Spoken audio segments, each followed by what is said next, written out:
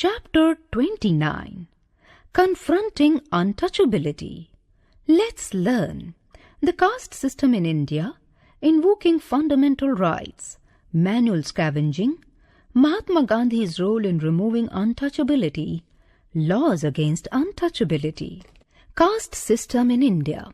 Adivasis, Dalits, minorities, women, and other marginal groups argue that simply by being citizens of a democratic country, they possess equal rights that must be respected.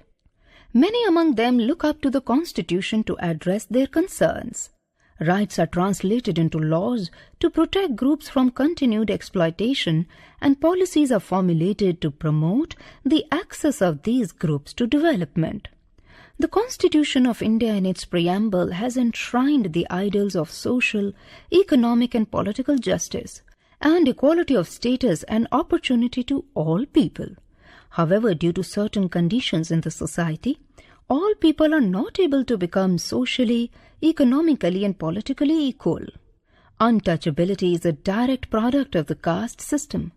It is the social sanction against touching, interacting, and eating with a person belonging to a certain caste or subcaste. The roots of untouchability can be traced to the caste system prevalent in the Vedic times. The caste system was known as the Varna system, which was based on color and occupation. The Indian caste system was primarily divided into 4 main sections. At the top of the social hierarchy were the Brahmins. They were highly respected in the ancient Indian society and had knowledge of the scriptures, performed yajnas, and conducted religious rituals in temples. The Kshatriyas were depicted as gallant, courageous, and martial race. They were the true patriots. The warriors of the ruling class ranked second in the Varna system. The Vaishyas were also responsible for introducing Indian culture to the other nations. This was the merchant class. The caste system had little effect on them. They worked as craftspeople, farmers, merchants and traders. The worst hit by caste system in India were the Shudras. The Shudras occupied the lowest rung in the social hierarchy and were menial workers who served the first 3 classes and did physical labor. They were forced to live on the outskirts of the villages and were forbidden to enter any temple, use public wells and tanks. Invoking fundamental rights. The Constitution lays down the principles that make our society and polity democratic. They are defined in and through the list of fundamental rights that are an important part of the Constitution. These rights are available to all Indians equally. As far as the marginalized are concerned, they have drawn on these rights in 2 ways.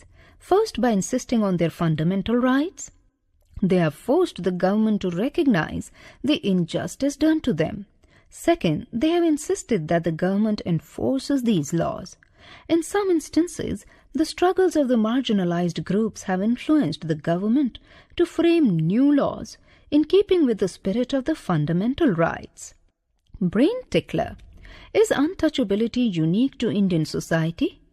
Article 17 of the Constitution states that untouchability has been abolished and its practice in any form is forbidden. The enforcement of any disability arising out of untouchability shall be an offence punishable in accordance with law. This benefited the Dalits in many ways. They could now rely on the Constitution to defend them if they were treated badly by some individual or community or even by the government. No one could prevent Dalits from educating themselves. They could enter temples and use public facilities like wells. They could fight against any discrimination and seek equality. They now had the right to freedom of religion and cultural integrity. Untouchability is a punishable crime now. The Constitution ensures that the culture of these marginalized groups is neither dominated nor wiped out by the culture of the majority community. There are other sections in the Constitution that help to strengthen the argument against untouchability. For example, Article 15 of the Constitution notes that no citizen of India shall be discriminated against on the basis of religion, race, caste, sex or place of birth. This has been used by Dalits to seek equality where it has been denied to them. Therefore, Dalits can invoke fundamental rights in situations where they feel that they have been treated badly by some individual or community, or even by the government. Laws for the marginalized. The government makes laws to protect its citizens. There are specific laws and policies for the marginalized in our country. There are policies or schemes that emerge through other means, like setting up a committee or by undertaking a survey, etc. The government then makes an effort to promote such policies in order to give opportunities to specific groups. Manual scavenging.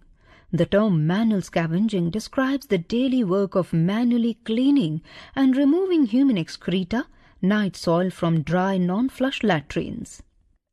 In India, manual scavenging is a caste-based occupation carried out by the depressed classes. These classes are invariably placed at the bottom of caste hierarchy, even within their own caste. Using a broom, a tin plate and a drum, they clear and carry human excreta from public and private latrines, more often on their heads, to dumping grounds and disposal sites. Info-hive. Manual scavengers are exposed to subhuman conditions of work. They face serious health hazards and are constantly exposed to infections that affect their eyes, skin, respiratory and gastrointestinal systems. They are not allowed to enter temples or draw water from the tank used by upper castes. The caste system dictates that those born into a particular Dalit subcaste should engage in manual scavenging and should remain doing so throughout their lives, thereby denying them the right to lead a dignified life. After 6 states passed resolutions requesting the central government to frame a law, the Employment of Manual Scavengers and Construction of Dry Latrines Prohibition Act 1993, drafted by the Ministry of Urban Development under the Narasimha Rao government, was passed by Parliament in 1993. The Employment of Manual Scavengers and Construction of Dry Latrines Prohibition Act 1993 punishes the employment of scavengers or the construction of dry, non-flush latrines with imprisonment for up to 1 year and or a fine of Rs 2,000. However, no convictions were obtained under the law during the 20 years it was in force. In 2004, the Supreme Court received a petition filed by the Safai Karmchari Andolan. After that, it issued notices to the centre, states and union territories to end the practice of manual scavenging. It directed every department and ministry of the union government and state governments to verify the facts within 6 months. If manual scavenging was found to exist, then the government department has to actively take up a time-bound program for the liberation and rehabilitation of those engaged in it. Mahatma Gandhi's role in removing untouchability. Many religious and social reformers tried to end this evil practice without much effect. But during the national movement, Mahatma Gandhi made the eradication of untouchability one of his goals. He had once said that the way untouchability was spreading in the Hindu society was against both man and God. Mahatma Gandhi declared that the untouchables were Harijans, meaning the people of God. He even tried to integrate them into the Indian National Congress and the freedom movement. He went and stayed with them in their colonies, shared meals and performed all the tasks of cleaning toilets along with them. In his ashram, all his followers tried to follow his thinking. Public dinners were organized in which people expressed their feelings against the practice of untouchability by eating with people of different communities. Thus, many people rejected this practice, and the rigidity of caste rules was given up for betterment of all. Laws against untouchability. No citizen shall, on grounds of religion, race, caste, sex, place of birth, or any of them, be subject to any disability, liability, restriction with regard to the use of wells, tanks, bathing ghats, roads and places of public resort maintained wholly or partly out of state funds dedicated to the use of general public. There shall be equal opportunity for all citizens in matters relating to employment or appointment to any office under the state. Untouchability is abolished and its practice in any form is forbidden. The enforcement of any disability arising out of untouchability shall be an offence punishable in accordance with Law, Protection of Civil Rights Act of 1955. Reservations have been made for scheduled castes and scheduled tribes.